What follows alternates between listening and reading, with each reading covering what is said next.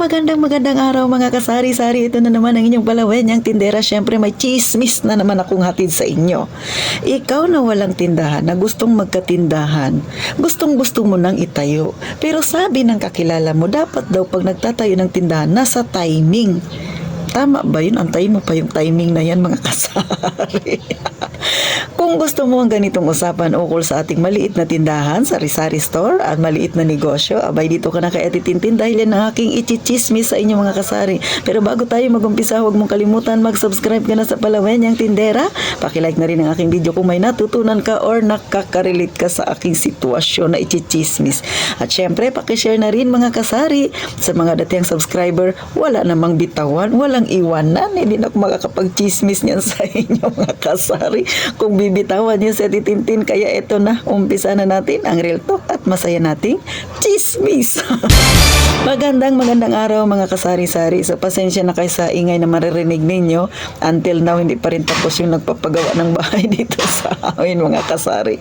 Pero ito no, ikaw ba ay nangangarap magkaroon ng tindahan? Pero pag tinatanong mo yung kakilala mo, yung best friend mo, yung kaibigan mo, na okay na kaya na magtayo ka, ang isasagot sila, dapat nasa timing ka, beshi. Kasi ang pagtitindahan, hindi yan basta-basta. Dapat malaki ang kapital mo, timing dapat. Oh, ganon ba? Eto ang journey na Tintin na in my opinion, no, mga kasari, ay hindi mo kailangan ang timing mga kasari. Kasi kagaya sa akin, no, matagal na akong gwardiya, tapos matagal na rin ako nagpaplano na magkaroon talaga ng sariling kong tindahan. So hindi pa ako nagre-resign, nagpaplano na ako. Plano pa lang siya mga kasari. Kaya lang, yung timing na yan, akala ko nung umuwi ako dito, timing talaga yung pag-uwi ko. Pero hindi nangyari yung timing na yan mga kasari. Kaya yung pagtatayo ko ng tindahan, nakaplano siya pero wala sa timing. Kaya ang opinion ko, hindi kailangan ang timing kasi yan, experience ko rin mga kasari. So, eto na ngayon. Galing ako ng Rio Tuba, umuwi ako dito sa Puerto, no?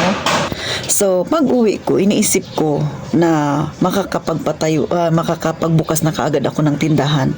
Pero hindi siya nangyari. Kasi nga umuwi ako dito ng February 14, 2019 mga kasari. Nakaisang buwan na ako dito sa amin. Hindi pa rin umalis yung borders ni Mother, which is siya yung nakatira dito sa tindahan na to. Pero ito ay sarado, hindi pa siya tindahan, no? Ngayon, mga kasari, iniisip ko, nakaisang buwan na ako tapos hindi pa rin ako nakakapagbukas ng tindahan. So, paano yung ipon ko? Mababawasan siya. Magkano lang ang aking ipon-ipon mga kasari? Maliit lang. Then, ang aking puhunan talaga dito sa tindahan ay 20,000. Ngayon, iniisip ko, kung magtagal pa na hindi ako makakapagbukas ng tindahan, baka maubos yung aking ipon-ipon kasi nakakaya naman na magpalibre-libre ako sa nanay at tatay ko, diba? So, yun ang nasa isip ko. Kaya si Ate Tintin, naghanap ako ng trabaho para hindi mabawasan yung aking ipon na pera na pangpuhunan. So, nag-apply ako ng gwardiya ulit sa SM. O gwardiya ulit kasi nag-resign ako bilang gwardiya. Pag-uwi ko dito, hindi nangyari yung aking timing na yan, ay nag-apply ako ng gwardiya ulit sa SM. O, mga kasari, no? So, nag-apply ako doon June, July, August, September, October, November, December, January, February. So, naka 8 months ako sa SM, mga kasari, no? And then, pagka February, kalagitnaan, nag-resign ako ng 2020. O kasi, sabi ni Mother, paalis na raw yung borders namin. Paalis na. So, hindi na naman nangyari, mga kasari. O, diba, ang dami talagang obstacle na aking naranasan. Marami akong mga pagsubok na naranasan. Hindi matuloy-tuloy. Pero, nakapag-resign ako sa SM, mga kasari. Pag-resign ko, pagka March, nagkaroon ng pandemic 2020. So, syempre, mga kasari, no? Panibagong pagsubok na naman yung kinakaharap ni Ate Tintin na masakit talaga sa aking dibdib kasi nga, sige na lang ako kaplano, nakapag-apply na ako ng trabaho, naka 8 months na ako sa SM, tapos nag-resign ako, nagka-pandemic na naman, tapos yung masaklap, hindi pa rin umaalis yung borders namin dito sa tindahan na ito. So, alam nyo ba, pag-resign ko ng February, March, April, May, June, July, August 20 pa siya umalis. So, almost 6 months si Ate Tintin nakatingga. O paano yun, kumakain ako, wala na akong trabaho. Tapos, mga kasari, pandemic pa, bawal lumabas. O, kita nyo yun yung struggle ni Ate Tintin, no? Kaya, sa totoo lang, yung timing na yan, mga kasari, ay hindi siya kailangan. Kaya kung gusto mong magkaroon ng tindahan, kung meron ka ng kahit na malitang puhunan, basta sa tingin mo gusto mo magkaroon ng tindahan, i-go mo yan, mga kasari. So, Ngayon, mga kasari, halos 6 na buwan na nakatingga ako. Sa 6 na buwan na yan, mga kasari, syempre, kumakain ako. Ay, paano yan? Wala na akong trabaho. O, di ba? Tapos, pandemic pa. Bawal nga lumabas. Pahirapan pa kapag kalalabas. So, iniisip ko, baka maubos na yung puhunan kong 20,000. Eh, gasino lang ang 20,000, mga kasari?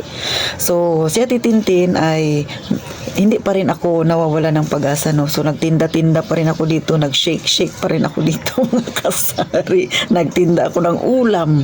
O, alam nyo yun, nagluto-luto ako ng ulam. Nilagay ko sa harapan ng bahay namin. Magamat, hindi ako umasa na mabibentahan talaga ako kasi nga pandemic yun, mga kasari. Pero talaga naman sa awa ng Panginoon ay nababawi ko naman yung puhunan. Kumikita ng kaunting-kaunti. Tama lang na may pang-ulam ka. So, eto na, no? Pagka August, umalis na yung borders namin. 18 yata sila umalis dito and then nilinis pa namin itong bahay. Pagka August 20, namili ako. Pagkahapon, nag-open si Ate Tintin ng aking tindahan. Kaya hindi ko makakalimutan yung date kung kailan ako nag-umpisa. August 20, 2020. Kasagsagan ng pandemic. So, may timing ba doon? Di ba? Wala. Kasi nga, bawal lumabas. Mahirap mamili. Oh. So, alam niyo mga kasari, hindi kailangan ng timing. Kailangan mo lang desidido ka. Hindi rin kailangan na may malaki kang puhunan. Siyempre, kailangan mo ng puhunan. Pero hindi ko naman sinasabing malaking puhunan, mga kasari. Basta, meron ka lang sa tingin mo ay kahit na maliit ang puhunan yan, makakabili ka ng mga basic needs ng mga customer mo na pangangailangan nila, ay i-go mo yan. Pero, mga kasari, bago naman kasi ako pumasok dito sa larangan na ito, hindi pa ako nagtitindahan, nagpaplano pa lang ako, nagre-research na si Ate Tintin. Ano ba yung pwedeng gawin kapag may tindahan? Ano ba yung ginagawa ng mga may tindahan? Ano ba dapat ang gagawin sa mga mahilig mangutang? So, hindi pa ako nagsimula sa pagtitindahan. Nagkakaroon na ako ng kaunting kaalaman ukol sa pagtitindahan. So, yung timing na yan, wala yan sa timing.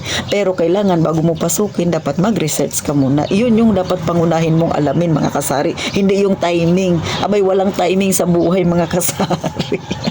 Kailangan palakasan ng loob, mga kasari. At syempre, magplano ka ng maigi. O, yun lang yun. At higit sa lahat, no, kailangan talaga pag may mga plano ka, ipag-pray mo. Kasi, syempre, para gabayan ka, na tama ba yung gagawin mo. Kasi yung timing na sinasabi, ikaw ang gumagawa ng sarili mong magiging magiging kapalaran, mga kasari. Wala yan sa timing. Ito ay opinion ko lang, no, dahil sa napagdaanan ko. Akalain nyo ba naman ang dami kong trial and error na ginawa, ang daming mga pagsubok na dumating sa akin, mga kasari, no. So, ang tagal bago ako nagkaroon ng tindahan. Matagal na nagplano. Tapos nung gusto ko na magkatindahan, maraming pagsubok pa akong pinagdaanan bago ko talaga na itayo itong tindahan. Nung nagkaroon naman ako ng tindahan, gumanda na ang takbo ng tindahan ko, umangat na, nabawi ko na paunti-unti yung puhunan, nagka-problema na naman ako, muntik na namang malugi, muntik na bumagsak ang tindahan ni Ate Tintin. Hindi muntik malugi, nalugi talaga ako. So, nag-50-50 ang tindahan ko, mga kasari. Pero, dahil syempre determinado ako, lahat ng mistake ko ay inisip kong maigi, ano ba yung ginagawa ko doon, ano ba yung dapat kong gawin para mabago. So, eto na sa Ate Tintin ngayon. Proud ako. Eto yung itsura ng aking tindahan na kahit maliit, punong-puno naman ng paninda. Kaya yung pagkakamali na yan, minsan mga kasari, nakakatulong yan para maging matatag tayo. At syempre, ilagay natin sa isip natin yung pagkakamali natin. Huwag na natin gawin ulit. Magiging lesson yan sa atin. So ngayon, naniniwala ka na wala sa timing, mga kasari, kundi syempre, kung determinado ka talaga sa iyong gagawin, mga kasari. So paano? Hanggang dito na lang sa Ate Tintin. At mga kasari, huwag nyo rin kalimutan na mag-subscribe na kayo sa akin para magchismisan pa tayo. So paano? Gaya nga ng palagi ko sinasabi, mag-iingat kayong palagi, mga kasari.